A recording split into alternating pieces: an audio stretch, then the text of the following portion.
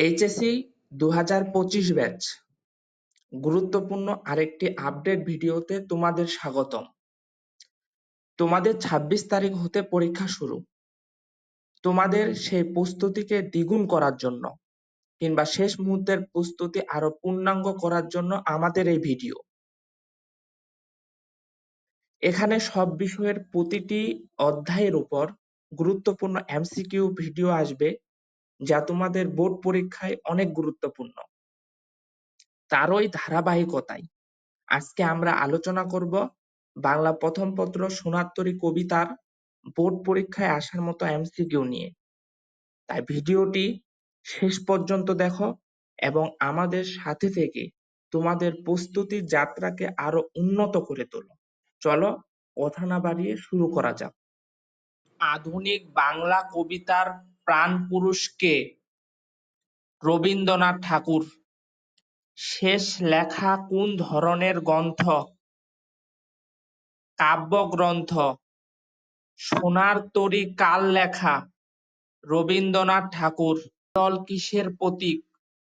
কাল স্রোতের প্রতীক। মাঝি কিসের প্রতীক? মহাকালের প্রতীক। বিদেশ কিসের প্রতীক? চিরায়ত শিল্পলোকের প্রতীক। সোনার তরী কোন ছন্দে রচিত? মাত্রাবৃত্ত ছন্দে।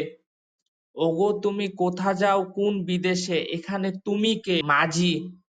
রবীন্দ্রনাথ এর প্রথম প্রকাশিত ছোট গল্পের নাম কি? ভিখারিণী। শেষের কবিতা কোন ধরনের গ্রন্থ? উপন্যাস। ঘনবর্ষা শব্দটির মাধ্যমে কবিতায় মূলত কি বোঝানো হয়েছে? তুমুল বর্ষা। মহাকাল মানুষের কর্মকে গ্রহণ করে কারণ কর্ম অক্ষয়। সোনার তরী কবিতায় কোন সময়ের কথা আছে? প্রভাত। সোনার তরী কবিতায় ফসলের জমির চারিদিকে বেষ্টিত জলরাশি কিসের প্রতীক? কাল স্রোতের প্রতীক। কবি ছোট ক্ষেত বলতে কি বোঝাতে চেয়েছেন? মানুষের জীবন পরিধি।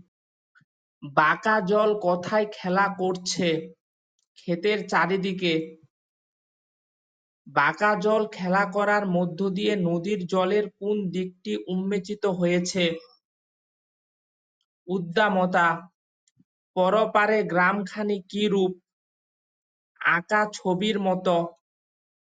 ঢেউগুলো নিরুপায় কথাটির মধ্য দিয়ে কোন বিষয়টি বোঝানো হয়েছে? কাল আপন গতিতে বহমান। সোনার তরী কবিতায় সোনার ধান আসলে কি? মানুষের সৃষ্টিকর্ম। জলকে বাঁকা বলে অভিহিত করার কারণ কি? প্রতিকূল পরিস্থিতি। যাহা লয়ে ছিনু ভুলে, এ কথাটির মধ্যে কি প্রচ্ছন্ন রয়েছে? আত্মানুসন্ধান। সোনার তরী কবিতায় কৃষক কোন মাসে ধান কেটেছিলেন? শ্রাবণ মাসে। শূন্য নদীর তীরে রহিনু পরী কথাটি দিয়ে কি বোঝানো হয়েছে? মৃত্যুর অনিবার্যতা। বর্ষা শব্দের রূপান্তরিত রূপ কোনটি? ক নাম্বার। বারেক শব্দের অর্থ একবার। মানুষের বেঁচে থাকার আকুলতা চিরন্তন কোন কবিতায় এ বক্তব্য ফুটে উঠেছে? সোনার তরী। সোনার তরী কবিতাটি কিসের স্মারক? গুষ্ঠ রহস্য ও শ্রেষ্ঠত্বের স্মারক। ভিডিওটি শেষ পর্যন্ত দেখার জন্য ধন্যবাদ।